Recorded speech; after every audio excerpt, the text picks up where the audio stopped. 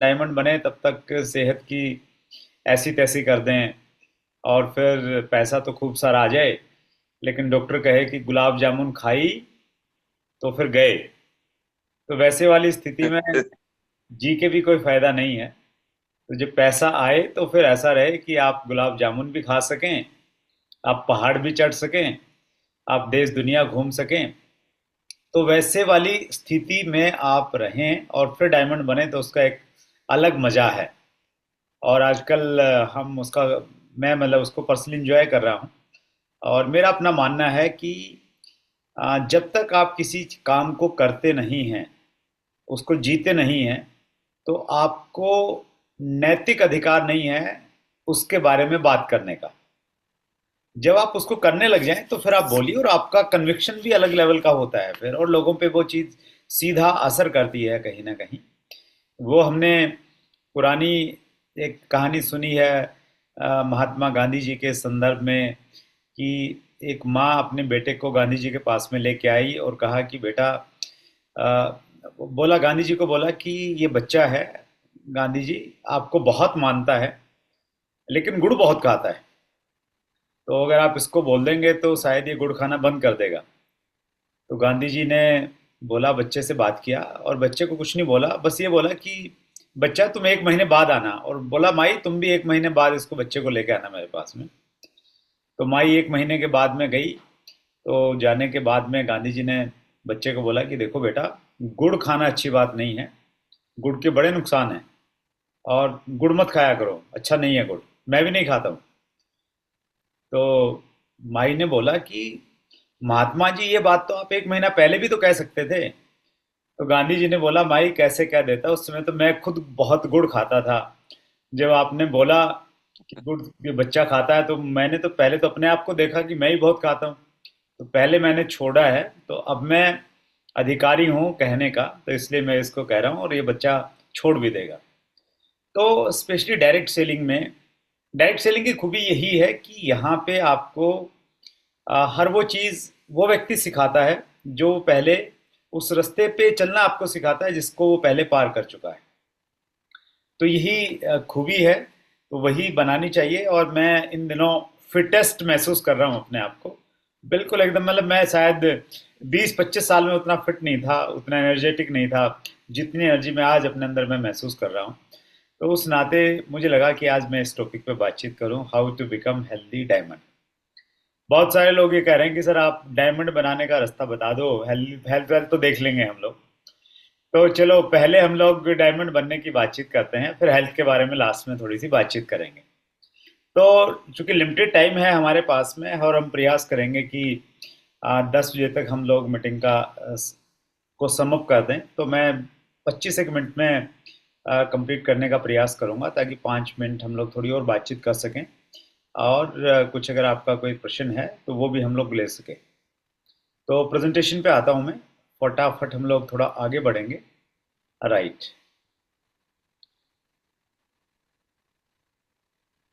Yes, सभी का एक बार फिर बहुत बहुत स्वागत है।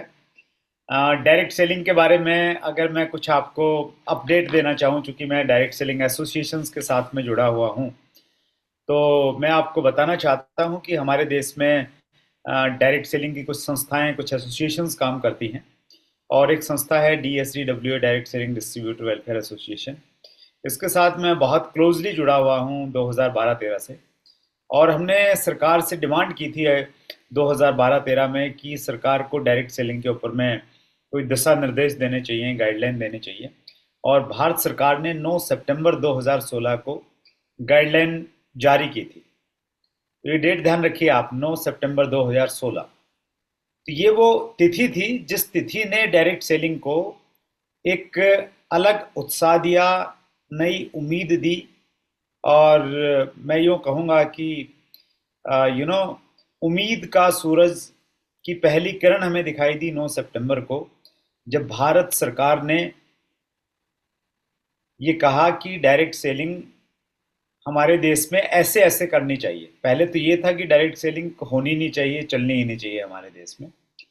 तो डायरेक्ट सेलिंग की गाइडलाइंस आई, भारत सरकार की मोहर लगी उसके ऊपर में। तो वो उसके बाद में फिर बहुत सारी चीज़ें हुई। अगर हम डायरेक्ट सेलिंग के आंकड़े देखते हैं, आंकड़े ये बताते हैं कि 2016 के बाद में डायरेक्ट सेलिंग इंडस्ट्री हमारे देश में बहुत तेजी के साथ में बढ़ी। तो ये डेट बहुत ज़्यादा इम्पोर्टेंट है, 9 सितंबर 2016।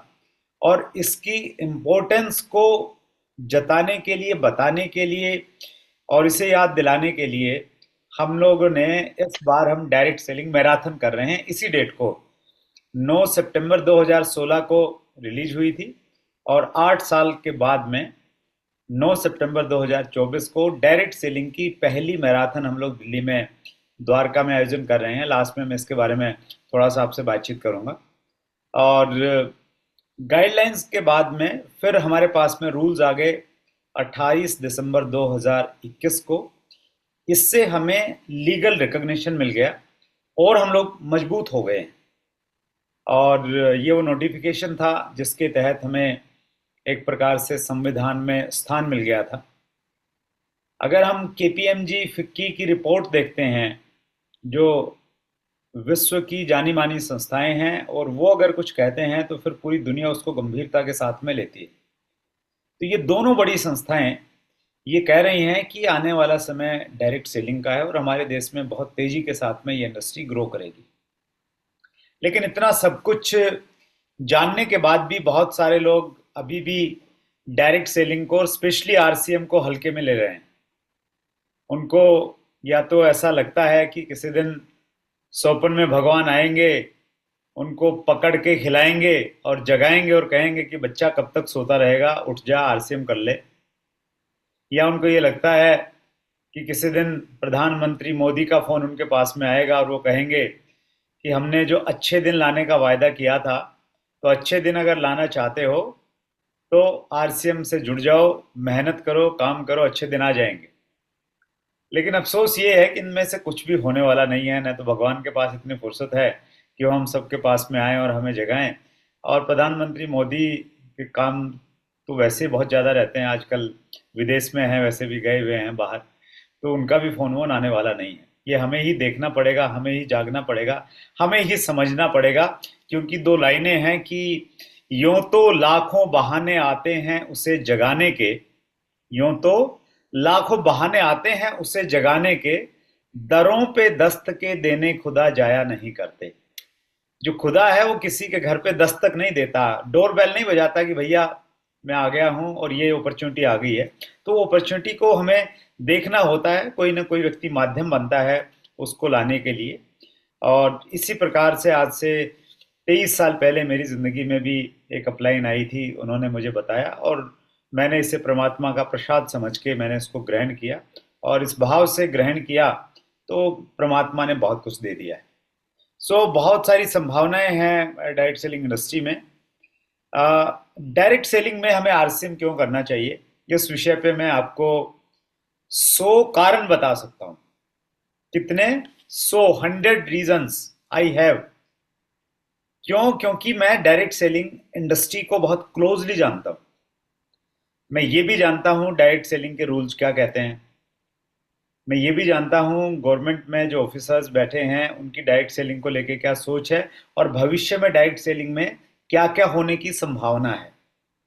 मैं बहुत सारी डायरेक्ट सेलिंग कंपनियों के मार्केटिंग प्लान, उनका तरीका, उनका सिस्टम, उनके अंदर की बाहर की बहुत सारी चीज़ें जानता हूं। तो उस आधार पे मैं 100 कारण बता सकता हूं कि आरसीएम बेस्ट क्यों है। लेकिन वो 100 कारण नहीं बताऊंगा, मैं सिर्फ एक कारण बताऊंगा आपको, और वो कारण अपने आप में बहुत बड़ा कारण है और पर्याप्त कारण है। हम नए भारत के निर्माण के लिए काम कर रहे हैं और इतना बड़ा मकसद किसी भी कंपनी के पास में नहीं है। Right right. बहुत सारी कंपनियों का मकसद है कि वो बहुत सारा पैसा बनाए, मैनेजमेंट का गोल ही ये है बस। कुछ का गोल ये है कि वो यहां से पैसा बनाएंगे और फिर पतले दरवाजे से निकल के चले जाएंगे। लेकिन आदरणीय टीसी छावड़ा जी का लक्ष्य है कि हम आरसीएम के माध्यम से नए भारत का निर्माण करेंगे, और उस दिशा में बहुत सारा काम चल भी रहा है। पंडित जी के एक ऑडियो में आपको सुनाने की कोशिश करता हूं, अगर ये प्ले होती है तो।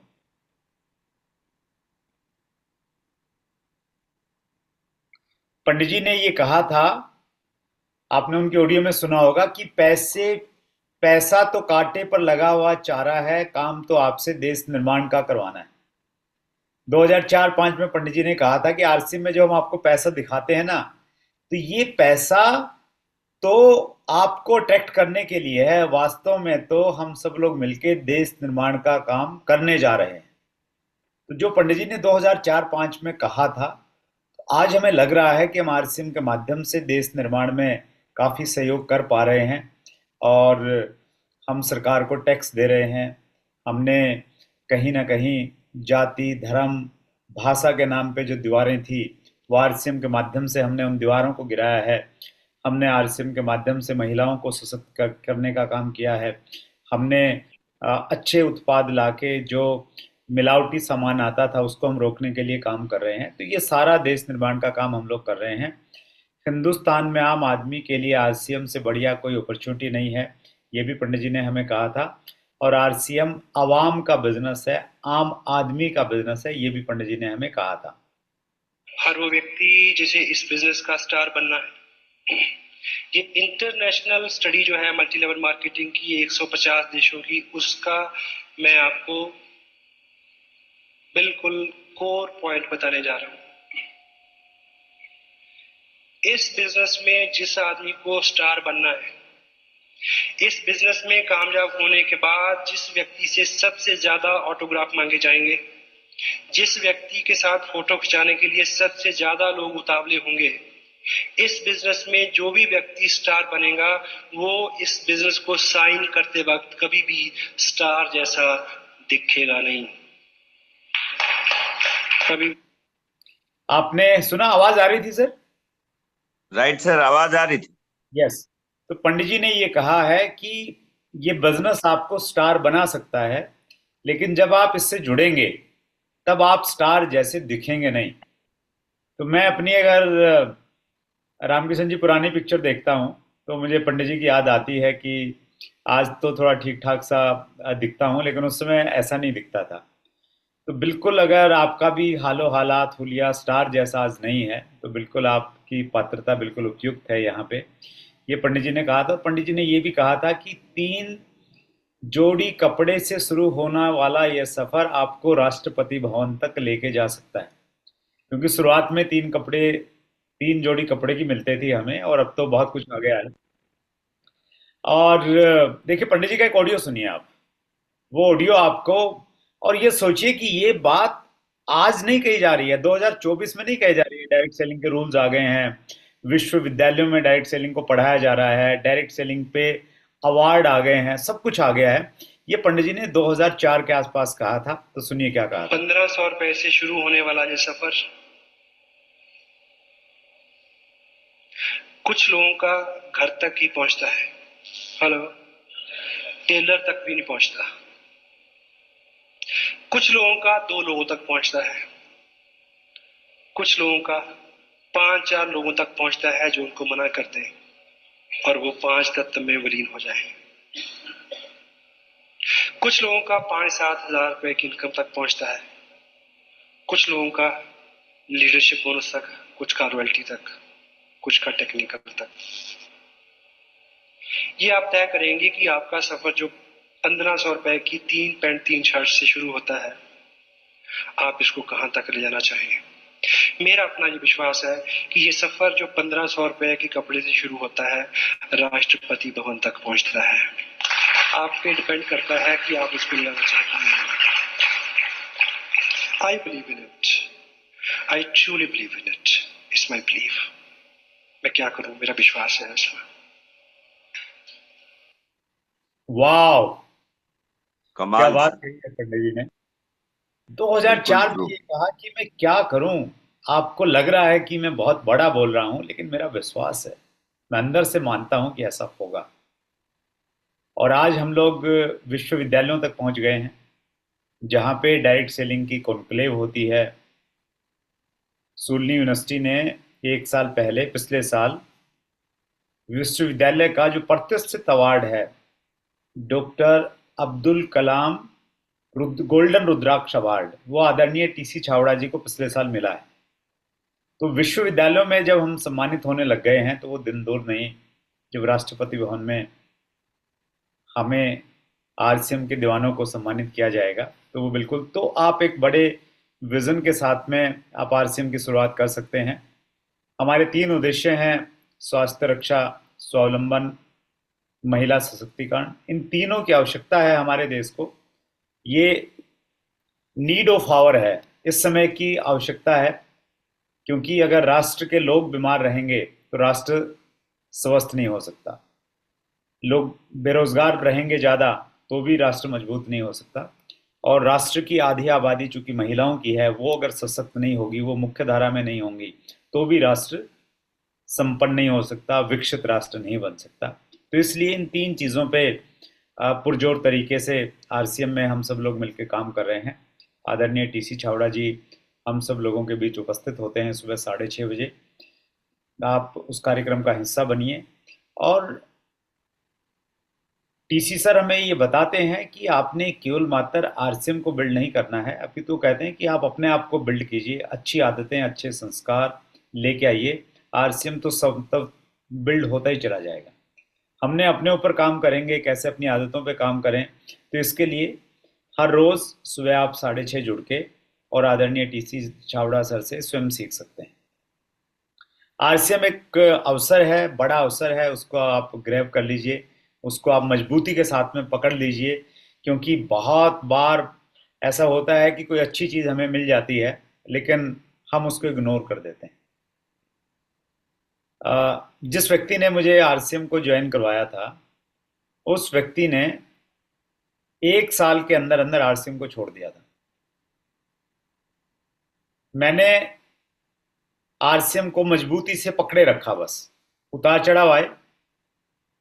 कई बार रहता है ना, बस में सफ़र करते हैं, थोड़ा गड्ढे हैं, ऊंचा नीचा है, लेकिन अगर आपने मजबूती से बस को पकड़ा हुआ है, ऊपर डंडे को पकड़ा हुआ है, सीट को पकड़ा हुआ है, तो फिर पकड़ा हुआ है तो आप चले जाते हैं।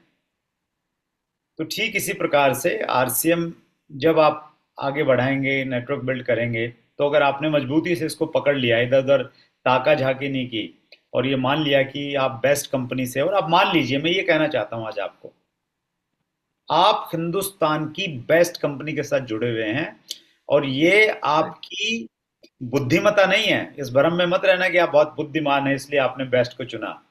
ये ऊपर वाले की कृपा हुई है मेरे पे और आप पे, क्योंकि जहां पे बहुत सारा गलत हो रहा हो, वहां पे अच्छी कंपनी के साथ में जुड़ना दिमाग की बात नहीं होती, वो सौभाग्य की बात होती है, वो राइट अच्छे सर, कर्मों राइट। की बात होती है। तो वी ऑल आर ब्लेस्ड। ऊपर वाले ने हमारे ऊपर कृपा की है, देश की सबसे अच्छी कंपनी के साथ में हम सब लोगों को जोड़ दिया है। और राइट, हमारे देश में आ, बहुत सारे प्रोग्राम हम लोग आरसीएम में कर रहे हैं। यूएलपी प्रोग्राम्स एक ऐसी नई शुरुआत है जिसके माध्यम से आप अपनी टीम के लोगों को रेगुलर परचेज के ऊपर में, एक तो कंसिस्टेंसी है ही हमारा, कंसिस्टेंसी के साथ में यूएलपी प्रोग्राम लेने के लिए भी कंडीशन है कि अगर आप 2000 परचेज वॉल्यूम करते हैं तो आप यूएलपी प्रोग्राम में हिस्सा ले सकते हैं, और थोड़ी ज़्यादा परचेज करेंगे तो आप अपने साथ में नए साथियों को भी लेके जा सकते हैं। तो अभी जुलाई अगस्त सितंबर के टारगेट अभी चले हुए हैं, तो अभी अगस्त खत्म होने वाला है, सितंबर महीना आपके पास में है।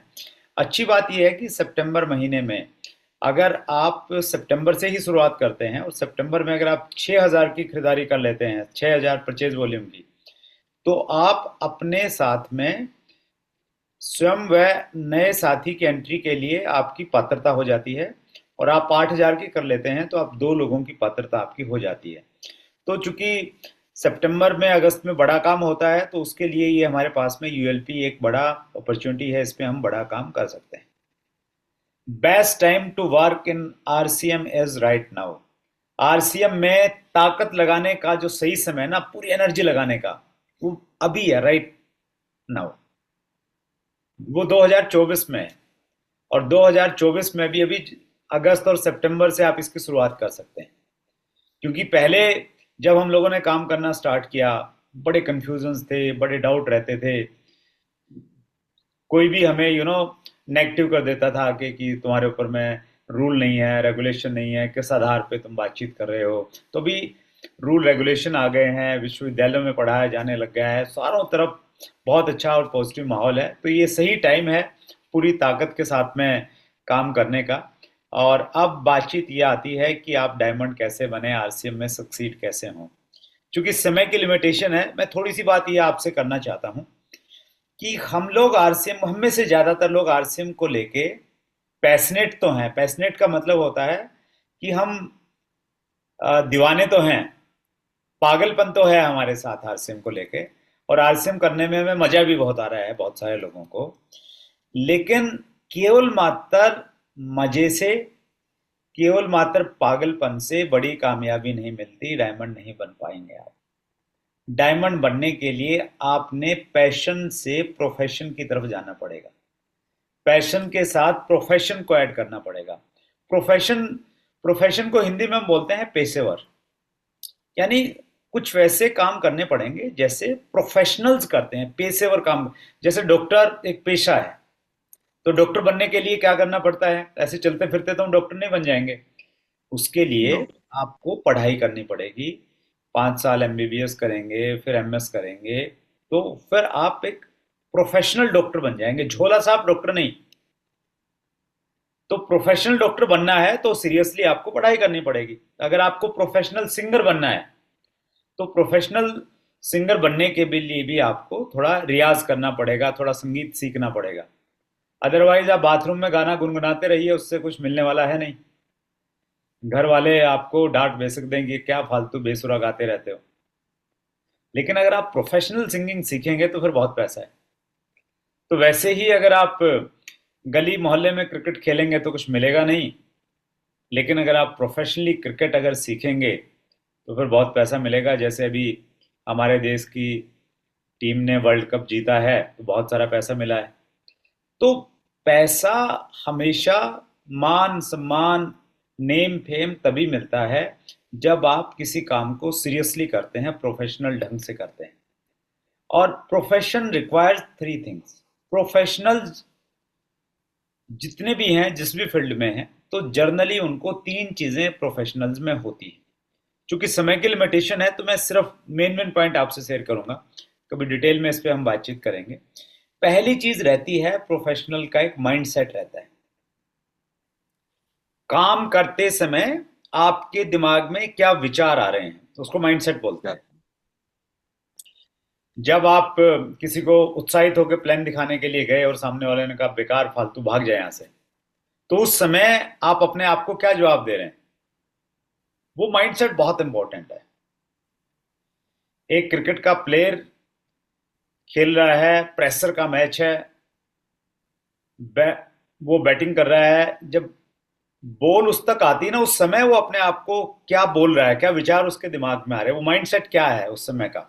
जैसे हम बोलते हैं ना कि महेंद्र सिंह धोनी बहुत कूल माइंड थे, तो कूल माइंड वाला उनका जो माइंडसेट था ना, वो उनकी ताकत थी। तो माइंडसेट पे काम करना हमें जरूरी है अगर हमने डायमंड बनना है तो। और माइंडसेट को कंट्रोल में रखना हमारे हाथ में है, और extremely crucial for senior leaders. जो सीनियर लीडर्स हैं, जो हमारे रॉयल्टी से ऊपर वाले साथी, उनके लिए बहुत इंपॉर्टेंट है कि आप अपने माइंडसेट के ऊपर में काम करें। 3 चीजें माइंडसेट के बारे में मैं बताना चाहता हूँ। पहली चीज तो ये है कि हमारा जो माइंडसेट है वो एंटरप्रेन्योरल माइंडसेट होना चाहिए, न कि जॉब माइंडसेट होना चाहिए। जॉब माइंडसेट कौन सा रहता है? जो एमएनसी में या प्राइवेट नौकरी में काम करते हैं, उनका माइंडसेट ये रहता है कि भाई उनका काम जितना भी है वो उन्होंने पूरा करना है। जितना काम है उतना ही करते हैं, उससे ज्यादा नहीं करते जनरली। और सरकारी माइंडसेट क्या रहता है सरकारी नौकरी पे? कि जितना उनका काम है उससे कम करना स्मार्टनेस है। उतना करना नहीं, उससे कम करना स्मार्टनेस है कहीं ना कहीं। लेकिन एंटरप्रेन्योरल माइंडसेट वो होता है कि जो भी काम है वो सारा आपने ही करना है, आपने कोई कंडीशन नहीं लगानी, कभी कोई कंप्लेंट नहीं करनी किसी से। तो आपने ऐसा माइंडसेट बनाना पड़ेगा जिसमें न आपकी किसी अपलाइन से शिकायत है, न किसी डाउनलाइन से शिकायत है, न किसी पिकअप सेंटर से शिकायत है, न कंपनी से शिकायत है। आपको ये लगना चाहिए कि आरसीएम मेरा है, मेरा काम है, मैंने करना है, किसी भी कंडीशन पे मैंने करना है और सारे काम मैं खुद कर लूंगा। मीटिंग की तैयारी करवानी है मैं खुद करवा लूंगा। सब कुछ आपने अपने आप में करना है, तो आप बड़ा काम कर पाएंगे। मुझे माइंडसेट का मालूम नहीं था कि माइंडसेट कैसे काम करता है, लेकिन जब इनिशियली हम लोगों ने बिजनेस की शुरुआत की, 2001 की मेरी ज्वाइनिंग है, तो जींद में मैं लोकल होस्ट था। तो वहां पे बुलबुल रेस्टोरेंट में जो फर्स्ट फ्लोर पे था, वहां पे पहले हम गौशाला से तकत लेके आते थे, बुग्गी में डाल के और रेडी में डाल के, और वो तकत अपने कंधों से ऊपर फर्स्ट फ्लोर पे चढ़ाते थे, और उसके बाद में वहां कुर्सी उर्सी बिछा के और फिर मैं घर जाता था, जाके नहा के टाई लगा के आ जाता था और फिर आगे माइक पकड़ लेता था। तो एंटरप्रेन्योरल माइंडसेट वो होता है जो सारे काम ये सोचे कि मैंने करने हैं। राइट। तो कुछ लोगों के अंदर में ये बाय डिफॉल्ट होता है और कुछ लोगों को ये सीख के आ जाता है कि नहीं यार मैंने वैसे करना है। तो अगर आपके अंदर में ये चीजें नहीं है तो आप इसको अपनाइए, एंटरप्रेन्योरल माइंडसेट आप बना के रखिए। और हमारा एक टेक्निकल नाम है आईबीओ, इंडिपेंडेंट बिजनेस ओनर भी हमें कहते हैं। इंडिपेंडेंट बिजनेस ओनर ये हुआ कि जहां से मेरी शुरुआत होती है मैं मालिक हूं। कई लोगों को ये लगता है यार मैं करूंगा तो प्लाइन को फायदा होगा ज्यादा, तो उसको लाभ हो रहा है। तो वो माइंडसेट हमें जिंदगी में कभी आगे बढ़ने नहीं देगा। माइंडसेट में दूसरी चीज है कि हमें कुछ एटीट्यूड, कुछ नजरियों को हमें फॉलो करना चाहिए, प्रैक्टिस करना चाहिए रेगुलर। जैसे पॉजिटिव एटीट्यूड रहे, कुछ भी हो जाए, कितना भी बुरा क्यों ना हो जाए जिंदगी में, उस बुरे में से भी अच्छा देखना, वो पॉजिटिव एटीट्यूड होता है। एटीट्यूड ऑफ ग्रेटिट्यूड, हमेशा कृतज्ञता की भावना रखनी हर किसी के प्रति, अपने अपलाइन के प्रति, अपने पेरेंट्स के प्रति, अपनी डाउनलाइन के प्रति, हर किसी के प्रति कृतज्ञता की भावना रखना। इसको हमें अपनाना पड़ेगा, प्रैक्टिस करना पड़ेगा। और इसके साथ साथ में लर्निंग एटीट्यूड हमारा होना चाहिए। जिस प्रकार से आप बैठे हैं, जगदीश जी ने बोला कि वो कॉपी पेन लेके बैठे हैं, तो वो एटीट्यूड होना चाहिए एक लीडर का, सीखने के लिए हमेशा तैयार। यूट्यूब पे जा रहे हैं, चैट विद सुरेंद्र वत्स का कोई एपिसोड देख रहे हैं, तो मनोरंजन नहीं है, वो लर्निंग है। वो आप नोट कीजिए, डायरी में नोट कीजिए और उसको अपनी जिंदगी में अप्लाइए, तो वो लर्निंग एटीट्यूड रहे, आप किसी लेवल पे क्यों ना चले जाएं। और ये बहुत इंपॉर्टेंट है, नेवर गिव अप एटीट्यूड। ये भी एक एटीट्यूड है, हार नहीं माननी, कुछ भी हो जाए लास्ट मोमेंट तक मैं लड़ूंगा। तो वो वाला ये जो एटीट्यूड अगर हम लोग अपनी जिंदगी में अपनाएंगे तो ये हमारे माइंड सेट को स्ट्रोंग बनाएंगे, ये चारों तरफ प्रकार के एटीट्यूड। और तीसरी चीज है कॉन्फिडेंस, माइंड सेट को डेवलप करने के लिए। कॉन्फिडेंस, एक्शन, रिजल्ट, ये एक ट्रेंगल है। ये ट्रेंगल ये कहता है कि आपका जितना ज्यादा कॉन्फिडेंस होगा उतना ज्यादा आप एक्शन करेंगे, उतना ज्यादा आप काम करेंगे, फील्ड में रहेंगे। और जितने ज्यादा एक्शन होंगे उतने ज्यादा रिजल्ट्स आएंगे। और जब रिजल्ट ज्यादा आएंगे तो फिर कॉन्फिडेंस और बढ़ेगा, और कॉन्फिडेंस और बढ़ेगा तो और एक्शन होगा, और एक्शन होगा तो और रिजल्ट होगा। लेकिन इसके रिवर्स भी वैसा ही काम करता है ये।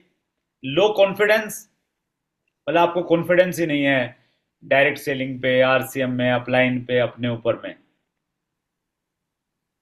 तो एक्शन भी कम होगा, और एक्शन कम होगा तो रिजल्ट भी कम होगा। और फिर धीरे धीरे क्या होगा, no confidence, no action, no results. तो मैं ये कहना चाहता हूं, और knowledge is the power in 21st century, 21वीं शताब्दी में आपका जो ज्ञान है ना, वो आपको ताकतवर बनाएगा। तो कॉन्फिडेंस बढ़ाने के लिए आप नॉलेज लीजिए, कॉन्फिडेंस लीजिए, अपनी स्किल्स को थोड़ा एनहांस कीजिए, उससे भी कॉन्फिडेंस बिल्ड होता है। तो ये होगा पहली चीज जो प्रोफेशनल्स में होती है, माइंडसेट पे हम काम करें थोड़ा। दूसरी चीज है स्किल्स। स्किल्स बहुत इंपॉर्टेंट है। आरसीएम में आपको काम करने का रिवार्ड नहीं मिलेगा, आपको स्किलफुल तरीके से, कुशलता से काम करने के रिवार्ड मिलेंगे। ध्यान रखिए इस बात का। फील्ड में दौड़ने से बात नहीं बनेगी। फील्ड में आप दौड़ रहे हैं, सलीके से बात कर रहे हैं लोगों से, सलीके से प्रेजेंटेशन दे रहे हैं, सलीके से फॉलोअप कर रहे हैं, सलीके से स्टार्टअप करवा रहे हैं, उससे आपको परिणाम मिलेंगे। और जो हमारे बेसिक्स हैं, बेसिक्स हर जगह रिक्वायरमेंट होते हैं। डायमंड बनना है तो आपको बेसिक्स के ऊपर में काम करना पड़ेगा। ये हमारे बेसिक्स हैं कुछ, प्रोस्पेक्टिंग, अपॉइंटमेंट, प्रेजेंटेशन, फॉलोअप और स्टार्टअप। ये स्किल्स हैं एक्चुअली सारी की सारी। इन पे काम करके हम अपने परिणामों में बेहतरी कर सकते हैं। तो ये सारे के सारे स्किल्स के ऊपर में, हालांकि यूनिक एजुकेशन सिस्टम पे वीडियो भी मिल जाएंगे आपको, और अगर वो वीडियो नहीं है तो डायरेक्ट सेलिंग का विजेता कैसे बने, ये बुक आपकी हेल्प कर सकती है, जिसमें सारे के सारे बेसिक्स के ऊपर में, इन स्किल्स के ऊपर में थोड़ा डिटेल से बातचीत कहीं ना कहीं की गई है। और उसके बाद में जो तीसरी स्किल चाहिए प्रोफेशनल के पास में जो होती है, वो होता है डिसिप्लिन, जो बहुत ज़्यादा इंपॉर्टेंट है। अनुशासन, डिसिप्लिन हमें रखना है। कुछ कामों को हमने रेगुलर करना है। डॉक्टर कमलकांत वशिष्ठ ने एक हैबिट ट्रैकर खोजा है, अपनी रिसर्च में उन्होंने निकाला है। और ये हैबिट ट्रैकर ये कहता है कि एक जो यू नो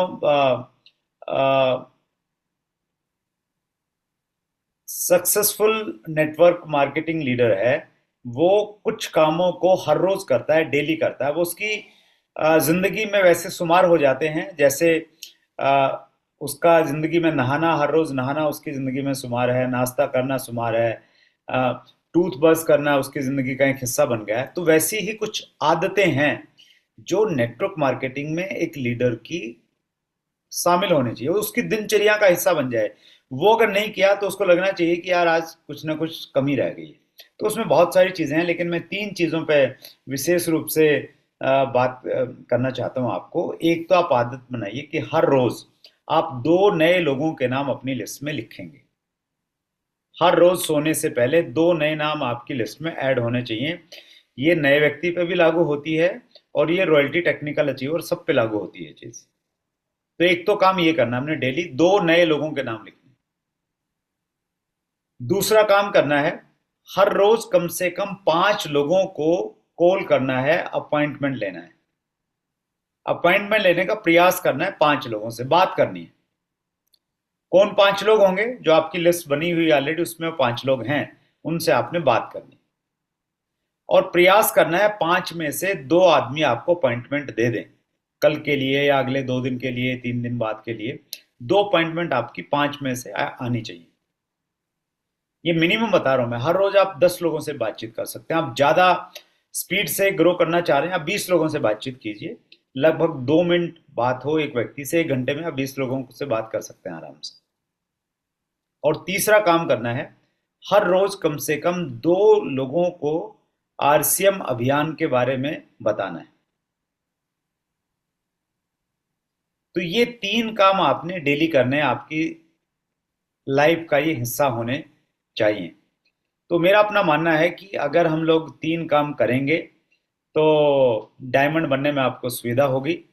ये बहुत गहरी लाइन आपको बता रहा हूं अभी, जो आपकी स्क्रीन पे आने वाली है। Direct selling is not about innovation. Direct selling innovation करने का काम नहीं है, नई नई खोज करने का काम नहीं है। आपको कोई नई खोज नहीं करनी है डायमंड बनने के लिए, but about repetition and duplication. ये चीजों को रिपीट करने का और अपने जैसे लोगों को तैयार करने का काम है। जो हमारे बेसिक्स हैं वो आपने डेली रिपीट करने हैं, इनोवेट नहीं करना कुछ भी। तो आप रिपीट कीजिए और अपने जैसे लोगों को अपनी टीम में तैयार कीजिए। 24 नवंबर 2024 और आरसीएम की 24वीं एनिवर्सरी। बड़ा अच्छा कॉम्बिनेशन सर बना है 24-24-24 का, बेहद खास है। पूरा हिंदुस्तान उत्साहित है। आंकड़े बताते हैं कि सबसे ज़्यादा वाइटल अचीवर सितंबर में आते हैं, और उनका नवंबर में सेलिब्रेशन होता है। नवंबर में तो इंडिया लेवल का सेलिब्रेशन होता है, आपके लोकल लेवल पे अलग अलग सेलिब्रेशन रहते हैं। अलग अलग टीमें एकेडमी में जाती हैं, जैसे टाइगर टीम की अक्टूबर में एकेडमी है। तो अभी अगस्त में और सितंबर में अगर हम थोड़ा गोल सेट करके थोड़ा सा अगर हम लोग काम करेंगे, तो इसकी इसके रिवार्ड्स आपको बहुत मिलेंगे। क्योंकि जो सेलिब्रेशंस अक्टूबर नवंबर में हो रहे हैं, ऐसे सेलिब्रेशंस हर महीने नहीं आपको मिलने वाले हैं। आपकी टीम को ये अपॉर्चुनिटी अभी मिलेगी। तो इसके लिए गोल सेटिंग पे थोड़ा सा हमें काम करना पड़ेगा, इसको हम लोग सीख सकते हैं। और देखिए, ये छोटे छोटे हमारे पायदान है, ये छोटी छोटी सीढ़ियां हैं। अगर आपने बड़ा काम करना है, आपका लक्ष्य कुछ भी है, आप रॉयल्टी जाना चाह रहे हैं, आप पर्ल से स्टार पर्ल बनना चाह रहे हैं, आपका टारगेट एमराल्ड का है, तो इन छोटी सीढ़ियों को अगर आप आधार बनाएंगे तो आप कहीं पे भी चढ़ सकते हैं। तो आपकी टीम में जो नए साथी हैं उनका मिनिमम टारगेट बिगिनर का हो, जो पुराने बिगिनर हैं वो स्टार्टर या ओपनर का टारगेट लें। तो इन सीढ़ियों के साथ में हम ऊपर चढ़ते हुए काम करेंगे। और जब भी आपने अपने बिजनेस गोल्स को आपने अचीव करना है तो उसका एक सिंपल सा तरीका ये है कि आप सबसे पहले अपने लक्ष्य को, अपने वॉल्यूम को पेपर के ऊपर में अचीव कीजिए। जो आप प्राप्त करना चाहते हैं, पहले अपना स्ट्रक्चर बनाइए और उसमें देखिए कि कहाँ कहाँ से कितना कितना वॉल्यूम आ सकता है। और आपकी जो डेप्थ है, वो डेप्थ आपको मालूम होना चाहिए और डेप्थ आपकी पकड़ में होनी चाहिए। बीइंग ए लीडर, आपका मैक्सिमम एनर्जी आपकी डेप्थ में जानी चाहिए। और डेप्थ से अगर आपने वॉल्यूम एक बार क्रिएट कर दिया तो फिर ऊपर वालों अपने आप वॉल्यूम क्रिएट करना शुरू करेंगे। डेप्थ में काम करना उस प्रकार से काम करता है जिस प्रकार अगर आप एक बहु मंजिला इमारत में रह रहे हैं, 20 मंजिला इमारत है, और उसकी पहली मंजिल पे अगर आग लग जाती है नीचे, तो ऊपर वाले लोग सारे निकल निकल के भागते हैं कि भैया नीचे आग लग गई है तो जल्दी ऊपर आने वाली है, भागो निकल निकल के। तो जब आप इधर उधर काम करते रहते हैं ना, कभी इसके साथ किया कभी उसके साथ में काम किया, उससे परिणाम नहीं मिलते। लेकिन जब आप डेप्थ में कुछ क्रिएट करते हैं तो फिर ऊपर जितने भी लोग हैं ना वो सारे निकल निकल के भागना शुरू करते हैं। तो आपका ये वैसे तो हमेशा के लिए ये नियम होना चाहिए, आपकी टीम में कल्चर होना चाहिए डेप्थ बिल्डिंग के ऊपर में। लेकिन इस बार ये टारगेट मंथ में स्पेशली बहुत ज़्यादा ये चीज़ काम करती है। तो इस प्रकार आप ऊपर बहुत सारा वॉल्यूम आप क्रिएट कर सकते हैं। प्रॉपर प्लानिंग आप रखिए, प्रॉपर योजना आपके पास में होनी चाहिए। जैसे हमारे यहाँ पे कंसिस्टेंसी प्लान है, वो बहुत कारगर आपके लिए साबित हो सकता है। डायमंड क्लब एक प्लान है हमारे पास में। जो लोग डायमंड क्लब में नहीं हैं तो उनको आप डायमंड क्लब में लेके आइए। जो डायमंड क्लब ऑलरेडी कर रहे हैं उनके लिए सुपर डायमंड क्लब 10,000 पे लेके आइए आप। 10,000 का बीसी छाबड़ा सर ये बोलते हैं कि शहर में बाढ़ तब आती है जब बारिश की छोटी छोटी बूंदें लंबे समय तक गिरती रहती हैं। और हमने देखा भी बारिश के टाइम पे बाढ़ कब आती है, जब लगातार बारिश हो जाती है। मूसलाधार नहीं भी हो ना, छोटी छोटी भी हो, लेकिन जब लगातार होती है और एक दो दिन लगातार होती है तो बिल्कुल एकदम बाढ़ आ जाती है चारों तरफ में। तो वैसे ही छोटे वॉल्यूम से आप स्टार्ट कर सकते हैं अपनी टीम से। वो कंसिस्टेंसी हो सकता है, वो डायमंड क्लब हो सकता है, वो सुपर डायमंड क्लब हो सकता है। और मैं सभी लीडर्स को ये कहना चाहता हूँ कि माहौल का हमारा सारा का सारा जो अचीवमेंट मिलती है ना, माहौल की वजह से निकलती है। तो अभी माहौल है, उसमें आप थोड़ी और एक्स्ट्रा एनर्जी लगा दीजिए तो उस माहौल का बेनिफिट आपको बखूबी मिल जाएगा। तो ये तो बात हुई हमारी, थोड़ी सी हमने डायमंड जाने के बाद में की। अब बात करते हैं कि हेल्दी डायमंड कैसे बनना है। तो हेल्दी डायमंड बनने के लिए आपको थोड़ा थोड़ा कुछ हेल्थ के ऊपर में थोड़े थोड़े कुछ काम करने पड़ेंगे। मेरा अपना मानना है 3 चीज़ें आपको करनी चाहिए। पहली चीज़, एक तो हेल्दी लोगों की थोड़ा संगत में रहने की कोशिश कीजिए। जो हेल्दी खान पान है, जिनका हेल्थ के बारे में थोड़ी बातचीत करते हैं, उनकी थोड़ा एक तो संगति बढ़ाइए। फिजिकली संगति या फोन पे भी बात करें तो ऐसे लोगों की संगत, जैसी संगत वैसी रंगत। दो थोड़ा अनहेल्दी लोग हैं उनसे थोड़ा सा दूर रहने की कोशिश कीजिए। नहीं वो आपको जबरदस्ती है ना समोसा खिला देंगे, 4 खिला देंगे, बोले अरे कुछ नहीं होता, मेरे को कुछ नहीं हुआ, तेरे को कुछ नहीं, खा ले खा ले खा ले। तो थोड़ा हेल्दी लोगों की संगत में रहोगे, रामकिशन सर जी जैसे किसी व्यक्ति की संगत में रहेंगे तो फिर वो थोड़ा सा आपको बोलेगा कि नहीं यार ये अच्छा नहीं है, चलो सलाद खाते हैं। तो उसका असर कहीं ना कहीं पड़ेगा। दूसरा, आपका टारगेट ये होना चाहिए कि जब भी आप कुछ खा रहे हैं, खाना खा रहे हैं, तो खाना खाने से पहले आपने एक बार अपने आप से ये पूछना है कि मैं ये जो खाना खा रहा हूं ये मेरे शरीर में जाके फायदा करेगा या नुकसान करेगा। अच्छा, खाना हम क्यों खाते हैं? कि इसलिए खाते हैं कि वो नुकसान करे जाके? इसलिए खाते हैं ना कि वो फायदा करे, उसमें कुछ पोषक तत्व हों और उससे हमें एनर्जी भी मिले, और एनर्जी के साथ साथ में हमारे शरीर की जो जो सात जो तत्व चाहिए हमें, पानी चाहिए, वसा चाहिए, प्रोटीन चाहिए, मिनरल चाहिए, वो सारे के सारे मिल जाएं। तो बस आप अगर थोड़ा सा ये ध्यान रख लेंगे कि जब खा रहे हैं, समोसा खा रहे हैं, तो इससे फ़ायदा होगा नुकसान होगा? अगर लगेगा यार नुकसान ज़्यादा होगा, फ़ायदा तो कम ही लग रहा है, फ़ायदा बस इतना है 5 मिनट तक मज़ा आ जाएगा, बाद में परेशानी है, तो उसकी बजाय अगर कहीं खीरा मिल रहा होगा स्टेशन पे, तो आप खीरा खा लेंगे, तो शायद उसमें फ़ायदा ज़्यादा है। तो वो थोड़ा कॉन्शियस, उसको कॉन्शियस ईटिंग बोलते हैं। कॉन्शियस लिविंग ही होनी चाहिए वैसे तो, लेकिन कॉन्शियस लिविंग तो थोड़ा बड़ा रूप हो गया, कॉन्शियस ईटिंग जरूर आप करें। टीसी सर बोलते हैं उसको होश में रहना, तो होश के साथ में खाइए। और तीसरी बहुत महत्वपूर्ण चीज है, वो ये कि दिन में एक बार आपके शरीर में पसीना आना चाहिए। तो वो पसीना कैसे आए, उसके लिए आप कुछ एक्टिविटीज कर सकते हैं, और उसके लिए एक एक्टिविटीज तो अभी बिल्कुल आपके बिल्कुल नजदीक है, और वो है direct selling marathon. Direct selling marathon एक ऐसा टर्निंग पॉइंट हो सकता है आपकी ज़िंदगी में, क्योंकि मैं इससे बहुत रिलेट करता हूँ। पहले मैं बहुत ज़्यादा सीरियस नहीं था हेल्थ को लेकर। 2016 में मैंने पहली मैराथन अटेंड की, और उस मैराथन का काफ़ी असर मेरी ज़िंदगी में पड़ा। 2 मैराथन मैंने अटेंड की, और मैं काफ़ी कॉन्शियस हुआ हेल्थ को लेकर। तो डायरेक्ट सेलिंग की पहली मैराथन होने जा रही है, पहली मैराथन है हिंदुस्तान की, डायरेक्ट सेलिंग की पहली मैराथन है। और चैट विद सुरेंद्र वत्स ने ये इनिशिएटिव लिया है। तो उस इनिशिएटिव में मैं आपसे एक स्पेशल रिक्वेस्ट ये करता हूँ, अनुरोध करता हूँ कि आप इस इनिशिएटिव को थोड़ा सा सहयोग कीजिए, इसको सराहिए। और ये जो हमारा इवेंट हो रहा है 9 सितंबर को, जिस दिन गाइडलाइन आई थी, इसमें कुछ पॉलिटिकल लीडर्स भी हमारे पास में आ रहे हैं।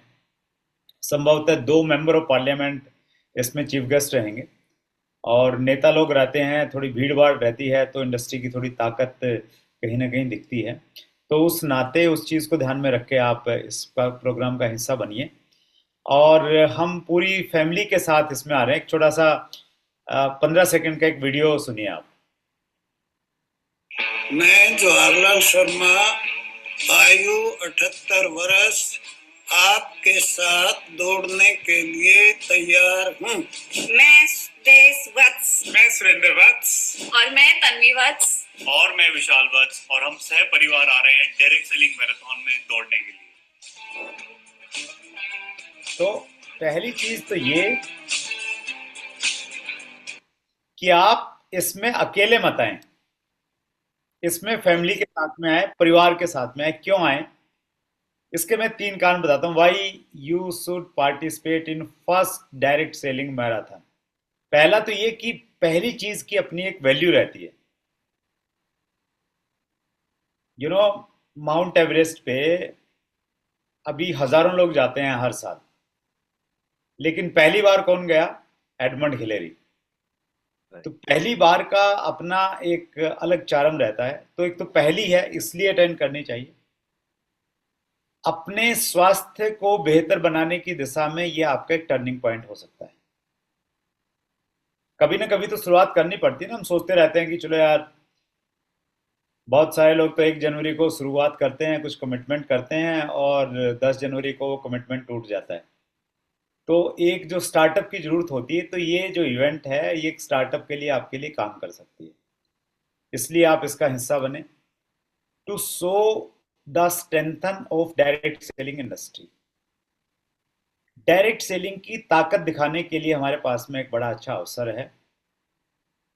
उस नाते भी आप एज ए टीम प्लेयर इसमें आप शामिल हों, अपनी टीम के साथ में आप पधारें, ये आपसे विशेष अनुरोध है। और तीसरा बड़ा इंपॉर्टेंट है, bounding and enjoyment with family. Family के साथ में एंजॉयमेंट करने का और थोड़ा और नज़दीक आने का। गेम जो होता है ना, किसी भी प्रकार की स्पोर्ट्स एक्टिविटी, वो हमें नज़दीक लेके आती है और हमारे अंदर एक अच्छा माहौल पैदा करती है। तो मुझे अच्छे से याद है, जब भी हम पहले मैराथन हमने की, तो उसमें हम सारे साथ में जाते थे। तो सुबह सुबह उठ रहे हैं, जल्दी उठ के अपना स्पोर्ट्स शूज़ पहन रहे हैं, पहले स्पोर्ट्स शूज़ खरीदे हैं। तो वो सारी की सारी एक्टिविटीज़, फिर जाना, फिर उसमें पार्टिसिपेट करना, फिर फ़ोटो खिंचवाना। और उस समय तो इतना कल्चर नहीं था फ़ोटो खींचने का, सोशल मीडिया पर डालने का, स्टेटस पे डालने का। तो अब चीज़ें और थोड़ा वो हो गई हैं। तो वो कहीं ना कहीं एक एंजॉयमेंट भी है, वो फन भी है एक प्रकार से आपकी फैमिली के साथ में। तो ये एक बड़ी अपॉर्चुनिटी आपके पास में है, तो इसमें आप ज़रूर पार्टिसिपेट कीजिए। और मैं यहाँ पे पीछे जाते जाते आपको, यहाँ पे देखिए स्लाइड पे मैं थोड़ी देर के लिए रोकता हूँ। यहाँ पे एक स्कैनिंग के लिए एक ऑप्शन आपको दिखाई दे रहा होगा, तो इसको आप स्कैन करेंगे, तो इसको स्कैन करके आप रजिस्टर्ड अपने आप को कर सकते हैं, या आपके पास में किसी ग्रुप में लिंक आएगा, उस लिंक पे जाके आप रजिस्टर्ड कर सकते हैं। 3 कैटेगरी हैं 5 किलोमीटर की। वॉकिंग भी आप कर सकते हैं, आपको लग रहा है यार मेरे से दौड़ा नहीं जाएगा, तो कोई बात नहीं है, आप वॉक कीजिए। हेम पांडे सर को मैंने विशेष रिक्वेस्ट किया कि सर आपकी वजह से गाइडलाइन आई थी, तो आपने इस प्रोग्राम में आना है। तो बोले हाँ मैं आऊँगा। और बोले वैसे नहीं आऊँगा चीफ गेस्ट बन के, मैं दौड़ तो नहीं पाऊंगा, लेकिन ये तो तुम्हारी 5 किलोमीटर वॉक वाली है वो पूरी करूंगा मैं। तो वो जी। वॉक वाली पूरी करेंगे। तो मैं बाबूजी को भी बोल रहा था, बाबूजी की उम्र 78 साल है। बाबूजी बोले भाई शायद दौड़ा तो नहीं जाएगा, लेकिन 5 किलोमीटर तो मैं वैसे चुटकी बजा के कर दूंगा, वॉक वक्त में तुम्हें घबराता नहीं। तो वो 5 किलोमीटर की वॉक में पार्टिसिपेट करेंगे। तो आपको अगर बहुत ज़्यादा आपको लग रहा है ना कि यार दौड़ा नहीं जाएगा, तो आप 5 किलोमीटर वॉक में पार्टिसिपेट कीजिए, 5 किलोमीटर की रनिंग कर लिए। और रनिंग में ऐसा नहीं कि आपको वो ट्रेड मिल पे खड़ा करके और वो बटन ऑन कर देंगे और फिर दौड़ना ही दौड़ना है आपको।